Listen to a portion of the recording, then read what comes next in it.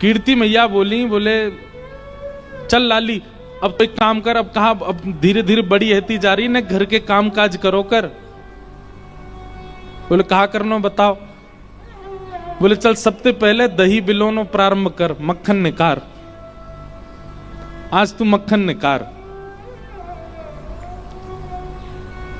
अब धीमे धीमे बड़ी है रही है, तेरो ब्याह होएगो और जो भी परिवार रिश्तेदार उनको करावेंगे तो कछु ना, ऐसी सुकोमल सी हमारी लाली है तो देख के कोई को करावे को मन ही नहीं होगो, लेकिन फिर भी आनो तो सब चाहिए ना। और दही मत के बढ़िया सुंदर मक्खन निकार, ऐसे ही घर के काम काजन ने सीख। तो श्री किशोरी जी बोली जो आज्ञा मैया करूंगी। लेकिन राजा की लाली हैं, वृषभानु जी की लाली हैं, ये तो कछु भी करें तो पूरा नगर इकट्ठा हो जाए देखवे के काजे। जैसे हमारे लाल जी कछु भी करें तो सब ब्रजवासी इकट्ठे हो जाए। पूरे बरसाने में ढोल बजन लगे, नगाड़े बजन लगे। बोले कहा भयो? बोले हमारी लाडली जी अब नेक नेक बड़ी है गई है, पहली बार मथनी चलामेंगी, पहली बार दही मथेंगी, मक्खन निकारेंगी। जोर जोर से ढोल बज रहे हैं। बरसाने से नंदगाम इतना दूर है कि भानु भवन से, यानी कि बरसाने भवन से नंदगाम दिखाई देता है। नंद भवन और बरसानो भवन, भानु भवन दोनों पर्वत पर हैं। ये ब्रह्माचल पर्वत पर हैं, वो नंदाचल पर्वत है ना, नंदाचल पर्वत पर नंदगांव। और दोनों पर्वत पर दोनों भवन बिल्कुल आमने सामने, 6-7 किलोमीटर की दूरी है। अगर कोई जोर से चिल्लावे तो आवाज आ जा सकती है। जैसे ही ढोल बजन लगे सोई ठाकुर जी अपने भवन से बाहर निकल के आए। बोले भैया ये बरसाने में ढोल काहे को बज रहे हैं?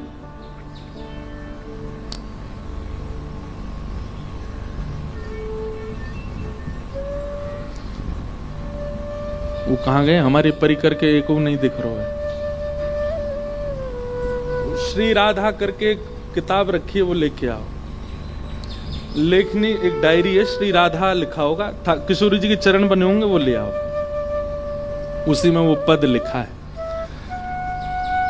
तो ठाकुर जी ने जैसे ही देखो, सुनो ए मधुमंगल, ओ श्रीदामा, ए तनसुखा मनसुखा जी काहे रो? श्रीदामा किशोरी जी के बड़े भैया हैं। तो श्रीदामा बोले है कारो है, आज लाडली जी, आज श्री किशोरी जी पहली बार दही मथ रही हैं और दही मथ के मक्खन निकालेंगी।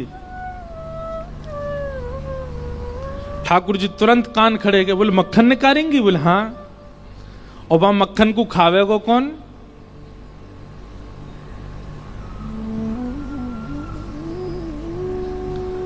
तो श्रीदामा बोलो, बोले हमारे घर को नियम है कि पहली बार जो भी वस्तु प्रकट होवे वो हमारी कुल देवी को पधराई जाए। मधुमंगल बोलो, अरे श्रीदामा तुम्हारा कोई कुल देवता ना है? श्रीदामा बोलो अभी तक तो कुल देवता तो ना है हमारो। सोई ठाकुर जी खड़े है, बोले खड़ो ना है तेरे सामने, मैं कुल देवता हूं भैया। तो कुल देवी को भोग लगावे जावेगो, कुल देवता तो यहीं बैठो है, मेरे भोग लगा दे। श्रीदाम बोले लाला तू ऐसे आनंद मत करो कर, ऐसी बात मत करो कर। ठाकुर जी बोले देख, ये गोपीन के घर के मक्खन चुरा के, ब्रजवासीन के घर के मक्खन चुरा के सुख मिले, लेकिन किशोरी जी दही मथिंगी और मक्खन निकलेगो और हमने नहीं चखो। हम तो पहले अगर कुल देवी ने चख लियो ना तो नहीं पाएंगे, पहले हम चखेंगे। ठाकुर जी तो ऐसे निर्णय लेते हैं और सारे जो ग्वाल वाले उछलने लगते हैं। हम लाला सही कह रहे हो, जी करनो, हमें सबसे पहले मक्खन हम ही चखेंगे। श्रीदामा बोलो देखो भैया मोते तो कछु कहियो मत, मैं जाके माते मक्खन लेके नहीं आऊंगा, तुम्हें पानो तो खुद अपनी व्यवस्था करो। ठाकुर जी बोले तू चिंता मत कर, हम कर लेंगे। हाँ हाँ।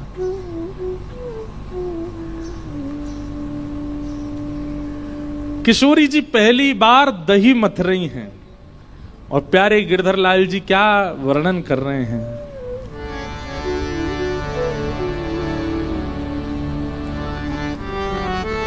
आहा। दधी मथ सुंदर लागे कुंवरी श्यामा, दधी मथ सुंदर लागे, दधी मथ सुंदर लागे कुंवरी श्यामा, दधी मथ सुंदर लागे। छोटी सी किशोरी जी हैं और दही मथ रही हैं। सब लोग दर्शन करो लीला को। दधी मथ सुन, छोटी सी मटकी है और छोटी सी किशोरी जी बैठ करके दही मथ रही हैं। आहा, तनिक तनिक, तनिक मतलब छोटे, तनिक तनिक हाथन सो मथनी, तनिक तनिक हाथन सो, तनिक सी भोरी चलावे, तनिक सी भोरी चलावे। महाराज जी भाव आया कि ठाकुर जी ने दुनिया के मक्खन चुराए, लेकिन किशोरी जी के हाथ को निक्सो मक्खन नहीं चुराया, तो फिर काय के कन्हैया। तब गिरधर लाल जी ने ये पद लिखवाया, दधी मथ सुंदर लागे कुंवरी श्यामा, दधी मथ सुंदर लागे, दधी मथ सुंदर लागे कुंवरी श्यामा, दधी मथ सुंदर लागे। और निरख रही ब्रज नारी एक टक, निरख रही ब्रज नारी एक टक, कीरति मन हर्षावे, कीरति मन हर्षावे। आहा, जैसे ही छोटी सी किशोरी जी बैठी है मथनी पकड़ करके, और जैसे ही धीमे धीमे मथनो शुरू कियो, सबरी बलैया, अरे मैया कैसी सुंदर लग रही है, नेक्सी सी लाली हमारी कितनी सुंदर लग रही है। कभी मथनी इतकू है जाए, कभी इतकू खिसक जाए, कीर्ति मैया जाके वह संभाले, लाली ऐसे धीमे धीमे चलाए आकू। दधी मथ सुंदर लागे कुंवरी श्यामा, दधी मथ सुंदर लागे, दधी मथ सुंदर लागे कुंवरी श्यामा, दधी मथ सुंदर लागे। अब ठाकुर जी को जैसे पतो चली कि किशोरी जी मक्खन निकाल रही हैं, दही मथ रही हैं, इतने में कहा भयो, बेबस भय थाए नंद नंदन, बेबस भय थाए नंद नंदन। ठाकुर जी दौड़े, लेकिन तभी श्रीदाम बोले, लाला तू या भेष में जावे गो तो बरसाने में घुसन कौन देगो। सबरे ग्वाल बाल बोले, लाला ऐसे मत जाइयो, बहुत पिटाई होगी नहीं तो। ठाकुर जी बोले, रुक जाओ, कछु तो करना पड़ेगा। बोले, कहा करूं? तो हमारे लाला पे घूम फिर के एक काम सबसे बढ़िया आवे, कहा लाली बननो, नेक में लाली बन जाए लाला। तुरंत अपने केस खोल लिए ठाकुर जी ने, घुंघराले केस, शिखा खोल ली, और शिखा खोल करके लियो रे मधुमंगल काजल लेके आ, आंखन में नैनो नैनो सो काजल लगायो, सुंदर बिंदी पहन ली, कानन में कुंडल लटका लिए, नथबेसर पहन ली। ठाकुर जी का महाराज जी वृंदावन में आप दर्शन करो, ऐसा श्रृंगार कोई पुरुष करता है जैसे हमारे वृंदावन बिहारी लाल करते हैं। कानन में कुंडल पहनेंगे, होठन में लालिमा लगाएंगे, और नीचे बिहारी जी को जाकर के देखो, पजम्मी तो केवल अभी निकल के गई ना चंदन यात्रा, अक्षय तृतीया पे ही पजम्मा पहने, नहीं तो पूरो घाघरा जैसो पहने। किशोरी जी की प्रसादी पहनते हैं, व्रज का ये भाव है कि किशोरी जी की प्रसादी धारण करते हैं ठाकुर जी, इसलिए बिल्कुल गोपीन वालों श्रृंगार करके रखें ठाकुर जी, चुनरी पहन में। अब बताओ, सब चीज छोड़ो, कोई पुरुष नथ पहनता है? ठाकुर जी नथ पहन के रहते हैं, हमारे गिरधर लाल जी नथ पहनते हैं। किशोरी जी की प्रसादी पहनते हैं ठाकुर जी। ठाकुर जी ने इतने में ही अपना श्रृंगार किया, काजल लगाया, होठन पे लालिमा लगाई, नथ पहनी और गले में सुंदर नवलखा के हार पहने, बढ़िया सुंदर चुनरी डाली, नीचे घाघरा से पहनो, पामन में पायल पहन ली, हाथन में खूब सारी चूड़ी पहन ली। ठाकुर जी बोले, अरे कैसा लग रहा हूं? सबरे सखा बोले, लाला तेने बहुत बड़ी कृपा करी, जो तू लाला ही है, अगर तू लाली होता तो हम ही ब्याह कर लेते तो ते। हमारे ब्रज में कहते हैं, कृष्ण लला तुम होते लली तो गरे कट जाते करोड़न के। इतने प्यारे लगते हैं ठाकुर जी। अच्छा, केवल श्रृंगार लाली को कर ले ऐसा नहीं है, चाल भी लाली जैसी, बोली भी लाली जैसी, बिल्कुल तुरंत परिवर्तित हो जाते हैं ठाकुर जी। बहुत वर्सेटाइल कैरेक्टर है महाराज, ये वही सुदर्शन चक्र वाले हैं। और ऐसी मटक मटक करके चल के जा रहे हैं। किशोरी जी मथनी से दही निकाल रही हैं, वो चुरानो मुंह को। आहा, भाव हमारे गिरधर लाल जी प्रकट कर रहे हैं। बेबस भय धाये नंद नंदन, बेबस भय धाये नंद, और सखी को रूप धराए, सखी को रूप धराए, सखी को रूप धारण करके गए। आहा,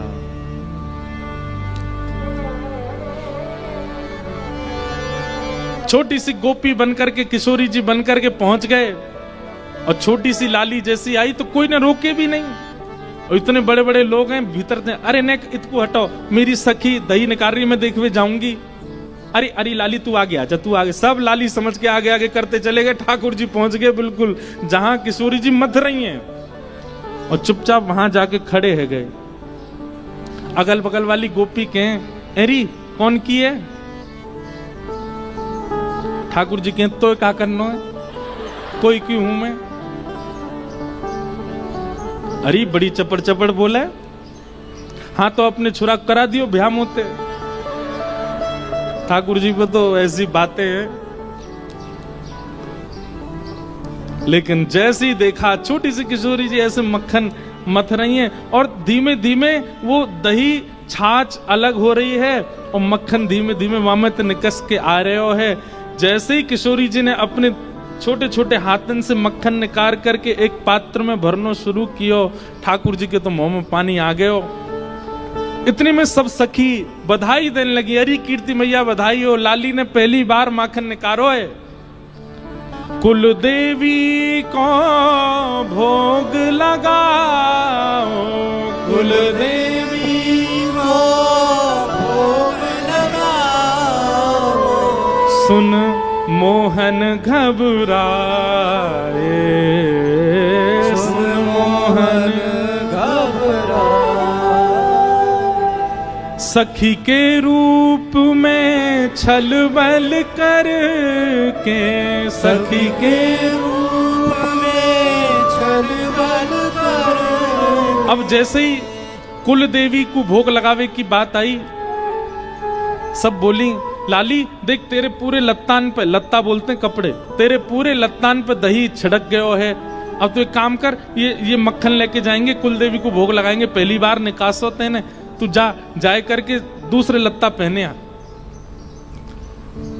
किशोरी जी दूसरे लत्ता दूसरे वस्त्र पहनने गई, सब सखियां भी किशोरी जी को तैयार करने गई। छोटी सी किशोरी जी चली गई, उन्हें एक सखी रह गई भीतर, ठाकुर जी। गोपी बोली, अरे तू ना जावेगी, लत्ता बदलवे। ठाकुर जी बोले, अरे आजकल माखन चोर बहुत डोल रहे हैं ब्रज में, मैं यहाँ की रक्षा करूंगी, तुम सब जाओ। गोपी बोली, अरे बड़ी सुगर छोरी है, देख कैसे यहाँ के मन में आई कि रक्षा करेगी यहाँ की। अच्छा ठीक है, तू रक्षा कर, हम जा रही हूं। रक्षा करवे काजे भी कौन के हवाले छोड़ के गए, ठाकुर जी के। सखी के रूप में छल बल करके, सखी के रूप में छल बल करके, माखन ले बन धाए, माखन ले बन धाए। जैसे ही सबरी सखी गई, ठाकुर जी ने वो पात्र उठाया और लेके चौकड़ी मार करके भाजे बन की ओर।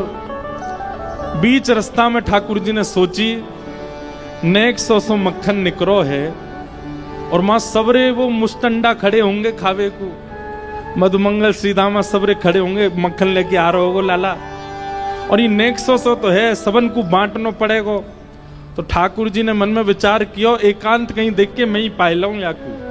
आहा, तभी एक वृक्ष के नीचे ठाकुर जी बैठ गए और अपना स्वरूप भी नहीं बदला है, इतने उत्सुक हैं पाने के लिए। किशोरी जी के हाथ का स्पर्श है, किशोरी जी के श्रम से प्रकट हुआ है, ये तो मुंह को पानो मेरे का जो प्रसाद है। और एक वृक्ष के नीचे बैठ करके जैसे ही माखन को जब अधर लगायो, माखन को जब अधर लगायो। या के बाद महाराज जी कहा भयो, हमारे लाल जी क्या सोचते हैं देखो। जैसे ही मक्खन ठाकुर जी ने अधर सो लगायो और मक्खनन को तो स्वाद आवे, लेकिन किशोरी जी के हाथ से निकसो मक्खन जैसे ही ठाकुर जी के अधर पर गयो, अधर पर जाते ही ठाकुर जी तो बेसुध होके मूर्छित होके गिर पड़े वहीं पर। आहा, ऐसा स्वाद आ रहा है, ऐसा रस आ रहा है, किशोरी जी के हाथ से निकलो है। माखन को जब अधर लगायो, माखन को जब अधर लगायो। गिरधर बेसुध पायो, गिरधर बेसुध पायो। जैसे कोई, वैसे उदाहरण तो थोड़ा अटपटा है लेकिन समझो, जैसे कोई व्यसनी व्यक्ति, उसका व्यसन सामने आ जाए तो व्यसन का उपभोग करके वो उस व्यसन में तल्लीन हो जाता है, फिर भूल जाता है अभी धूप है, ताप है, रात है, दिन है, भोर है, वर्षा है, कोई बैठा है, नहीं बैठा। जब उसकी उत्सुक वस्तु सामने आ जाती है तो वो बेसुध हो जाता है। ठाकुर जी ऐसे ही मक्खन पाए के बेसुध है करके पड़ गए। एक एक कणिका मक्खन की मानो अपने मुखमंडल पर ऐसे ठाकुर जी रस ले ले करके वाकू पा रहे हैं, ऐसे बेसुध है गए, भूल गए कहा है रोए। एक एक कणिका में मक्खन के में, जबकि मक्खन में कण नहीं होते, लेकिन ठाकुर जी अपनी जिह्वा से वाके एक एक कण को ऐसे ऐसे धीमे से ग्रहण कर रहे हैं। किशोरी जी के हाथ को निकलो है, बड़ा बहुमूल्य मक्खन है, याकू तो बड़े प्रेम से पानो है, बेसुध है करके ठाकुर जी पा रहे हैं। माखन को जब अधर लगायो, माखन को जब अधर लगायो। गिरधर बेसुध पायो, गिरधर बेसुध पायो। यहाँ किशोरी जी तैयार भई, सब सखियां तैयार भई, जैसे तैयार है करके गई, मथनी जहां रखी वहीं मक्खन धरो। कीर्ति मैया बोली, अरे गोपियों जाओ, जाए करके ले आओ। अरे मैया वहां पे एक छोटी सी सखी खड़ी है वह रक्षा में मक्खन की, वही ते कह दें वो ले आवेगी। अरे गोपियों जाओ, वह सखी ते कहो मक्खन लेके आवेगी, छोटी सी लाली है। मां गए तो ना तो लाली है ना मक्खन है, सब चलो गो। अरे महाराज दौड़ी दौड़ी आई, अरे मैया काबे हो? बोल मक्खन तो मां मिलो ही नहीं है, और वो सखी भी ना है, वो गोपी ना है छोटी सी, कहां चली गई? इतने में ललता विशाखा आदि सब छोटी छोटी आ गई। बोले एरी या पूरे बरसाने में हम 8 के अलावा कोई को अनुमति नहीं है वृषभानु भवन में जाके किशोरी जी के पास खड़े है कि ये 9वीं सखी कौन सी आई? तू गई? बोले ना मैं तो नहीं। तो तू ही आई थी? बोले मैं भी नहीं। सब री आपस में बोले हम तो नहीं। तभी विशाखा जी को दिमाग घूमो, बोले मक्खन निकसो, वो भी पहली बार, और तभी एक नई सखी को आगमन भयो, और वो रक्षा की भावना कह के गई, और जब लौट के आके देखो तो ना सखी मिली ना मक्खन। कहीं ऐसा तो ना सखी के भेष में कोई सखा आया हो। किशोरी जी बोली, तुम पे घूम फिर के एक ही बात है, जरूर नंद नंदन पे आरोप लगाई रही होंगी। विशाखा बोली, और कोई है ही ना सके। श्री जी तुम शर्त लगाए लो, हम तो वही आया हो, वही लेके गए हो। किशोरी जी बोली, ना वो ऐसे ना है। सबरी सखी बोली, तो चलो फिर नंद भवन चलें, नंदगाम चलें, जाके न पतो करके हमें कछु तो सुराग मिलेंगे, कछु तो सबूत मिलेंगे मक्खन के। सब सखियां जा रही हैं नंद भवन। क्यों? नंद भवन तो बहुत दूर है, बीच मार्ग में ही देखो एक वृक्ष के नीचे बेसुध पड़े हैं ठाकुर जी। विशाखा बोली, एनी कोई सखी पड़ी है एक वृक्ष के नीचे? बोले, भैया कोई सखी होती तो न लाज लाज करके लेटती है, तो बेलाज सी लेटी है। पास जाए करके जैसे ही देखो मुंह पे पूरे पे मक्खन लगो है, और ठाकुर जी चटकारे ले करके प्रेम से पा रहे हैं। किशोरी जी ने जैसे ही देखो, बोले, देखो तुम्हें मेरी सौगंध है, ये तो मेरे मन की पूरी भई है। आज मैं जब से मक्खन निकाल रही तब से मेरे मन में आ रहा हो कि मक्खन को सबसे बड़ो प्रेमी तो श्री कृष्ण है, वो आए करके मेरो मक्खन ग्रहण कर ले जाएं, और वो पूर्ण है। अब हल्ला मत करियो, तुम्हें मेरी सौगंध है, कोई तो कछु कहवे की आवश्यकता, ये तो मेरे मन की पूरी भई है। आहा। मन को भाव पूर्ण भयो है, मन को भाव पूर्ण भयो है, श्री जी मन हर सावे, श्री जी मन हर सावे। और फिर कहा लीला भाई, शीत प्रसादी सब में बाटी, शीत प्रसादी सब में बाटी।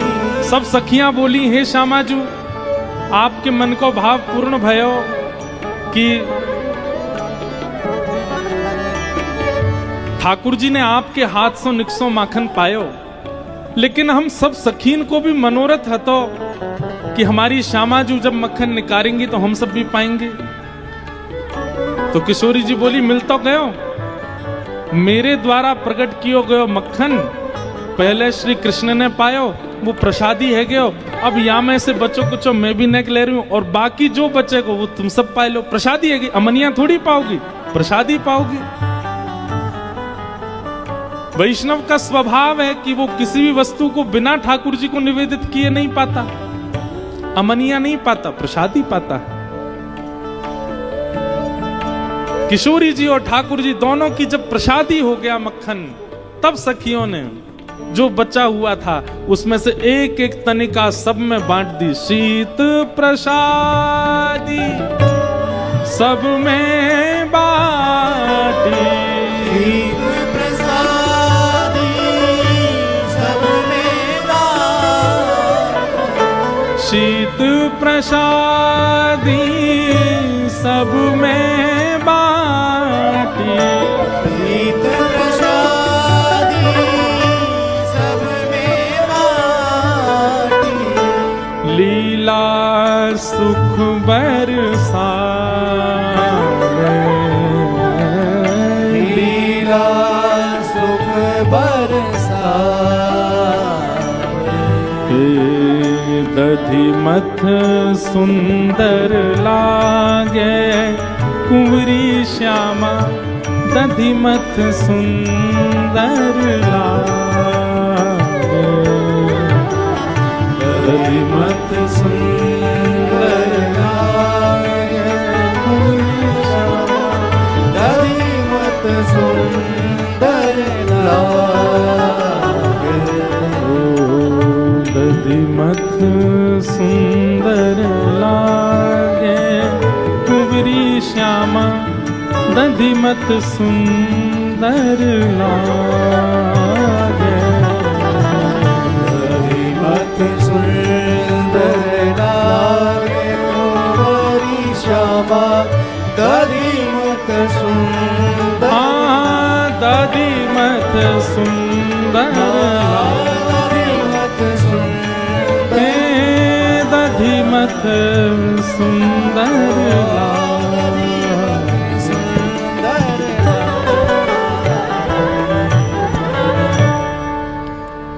ऐसी लीला ठाकुर जी ने प्रकट करी